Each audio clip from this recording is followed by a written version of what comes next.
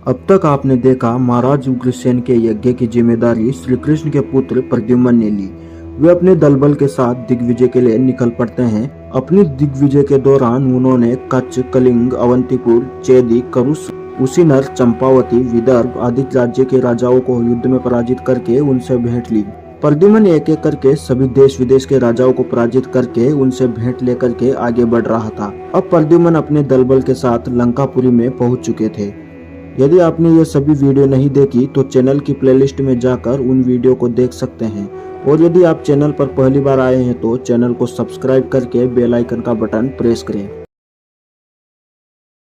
विभीषण की सभा में प्रद्युम्न के धनुष से छूटा हुआ बाण संपूर्ण दिशाओं को प्रकाशित करता हुआ विद्युत के समान तड़तड़ाकर जा गिरा। बाण के गिरते ही सभा में बैठे हुए सभी राक्षस चकित से होकर उठकर खड़े हो गए।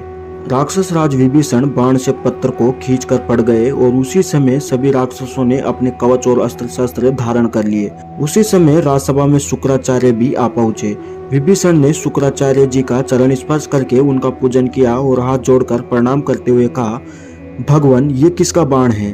पृथ्वी लोक पर ऐसा महावीर कौन है और उनका बल क्या है? ये मुझे बताइए, क्योंकि आप तो साक्षात दिव्य दृष्टि वाले हैं। तभी शुक्राचार्य ने विभीषण से कहा, राक्षस राज, इस विषय में पुराण वेत्ता विद्वान इस प्राचीन इतिहास का वर्णन किया करते हैं, जिसके सुनने मात्र से पापों का नाश हो जाता है। पूर्व काल में ब्रह्मा जी के पुत्र सनक आदि 4 मुनि तीनों लोकों में भ्रमण करते हुए भगवान विष्णु के दिव्य लोक में गए। वे नंगे बालक के रूप में थे। उन्हें शिशु जानकर जय और विजय नामक द्वारपालों ने, जो अंतपुर में पहरेदार थे, बेत की छड़ी से रोक दिया। वे श्रीहरि के दर्शन की लालसा लेकर आए थे। रोके जाने पर उन्हें क्रोध हुआ और उन्होंने उन दोनों द्वारपालों को शाप देते हुए कहा, तुम दोनों दुष्ट हो, इसीलिए असुर हो जाओ। 3 जन्मों के पश्चात शुद्ध होोगे। इस प्रकार शाप प्राप्त करके वे दोनों अपने भवन से गिरे और भूमंडल में आकर दैत्यों तथा दानों से पूजित दिति पुत्र हुए। उनमें से ज्येष्ठ का नाम हिरण्यकश्यप था और छोटे का नाम हिरण्यकश्य था। प्रलय के जल से पृथ्वी का उद्धार करने के लिए भगवान श्री हरि यज्ञ वराह के रूप में प्रकट हुए। उन्होंने महाबली हिरण्यकश्यप नामक दैत्य को मुक्के से मार डाला और साक्षात चंड पराक्रमी नरसिंह होकर कयादु कुमार प्रहलाद की सहायता करते हुए हिरण्यकश्यप का उद्धार विदर्ण कर दिया। वे ही दोनों भाई फिर केशिनी के गर्भ से विश्रवा के पुत्र होकर उत्पन्न हुए, जो संपूर्ण लोकों में एकमात्र ताप देने वाले रावण और कुंभकर्ण कहलाए। श्री रामचंद्र के सहायकों से घायल होकर वे दोनों युद्ध भूमि में सदा के लिए सो गए। वे महान वेगशाली राक्षस राज रावण और कुंभकर्ण तुम्हारी आंखों के सामने मारे गए थे। अब उनका तीसरा जन्म हुआ। इस जन्म से वे क्षत्रिय कुल में उत्पन्न हुए हैं। उनका नाम शिशुपाल और दंतवक्र है। वे इस युग में भी बड़े बलवान हैं। उन दोनों के वध के लिए साक्षात परिपूर्णतम भगवान असंख्य ब्रह्मांडपति श्री कृष्ण यदुकुल में अवतीर्ण हुए हैं। वे यादवेंद्र बहु सी लीलाएं करते हुए इस समय द्वारका में विराजमान हैं। युधिष्ठिर के महायज्ञ के सालू के साथ होने वाले युद्ध में माधव, शिशुपाल और दंतवक्र का वध कर डालेंगे, इसमें संशय नहीं है। उन्हीं के पुत्र संबरसुदन प्रद्युम्न दिग्विजय के लिए निकले हैं। वे जम्बू द्वीप के समस्त राजाओं पर विजय प्राप्त करेंगे। उन सबके जीत लिए जाने पर यदुकुल तिलक भोजराज उग्रसेन द्वारका में रासु यज्ञ करेंगे।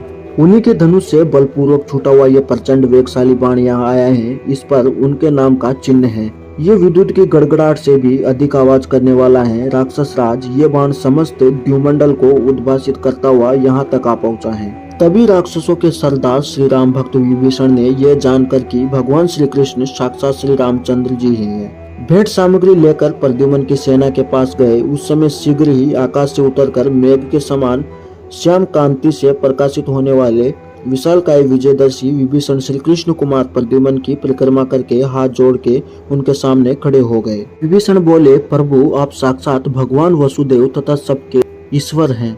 आपको नमस्कार है। आप इस संकर्षण, प्रद्युम्न और अनिरुद्ध हैं। आपको प्रणाम है। मत्स्य, कूर्म और वराह अवतार धारण करने वाले आप परमेश्वर को बारंबार नमस्कार है। श्री रामचंद्र को नमस्कार है। भृगु कुलभूषण परशुराम जी को बारंबार नमस्कार है। आप भगवान वामन को नमस्कार हैं। आप ही साक्षात नरसिंह हैं। आपको बारंबार नमस्कार है। आप शुद्ध बुद्धदेव को नमस्कार हैं। सबकी पीड़ा हर लेने वाले कल की रूप आप भगवान को मेरा नमस्कार है।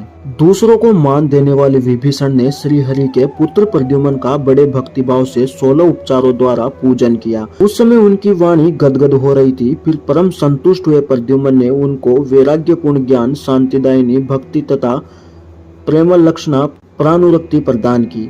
साथ ही ब्रह्मा जी की दी हुई परम दिव्य पद्म राग निर्मित मस्तक मणि तथा पुलस्त्य पौत्र कुबेर द्वारा पूर्व काल में दी हुई रत्नों की दीप्तिमाला प्रदान की। फिर चंद्रमा की दी हुई चंद्रकांत मणि तथा उत्तम पीताम्बर परम प्रभु प्रद्युम्न ने उन्हें अर्पित किए। तत्पश्चात महाबली राक्षस राज विभीषण प्रद्युम्न को प्रणाम करके उन्हें भेंट देकर अपने पार्षद गणों के साथ लंकापुरी को लौट गए। तो दोस्तों आज के लिए बस इतना ही। आपको हमारी ये वीडियो कैसी लगी? अगर अच्छी लगी हो तो वीडियो को लाइक करें और चैनल को सब्सक्राइब करें। अब हमें दीजिए इजाजत, अगली वीडियो में आप सभी से फिर होगी मुलाकात। जय श्री कृष्णा।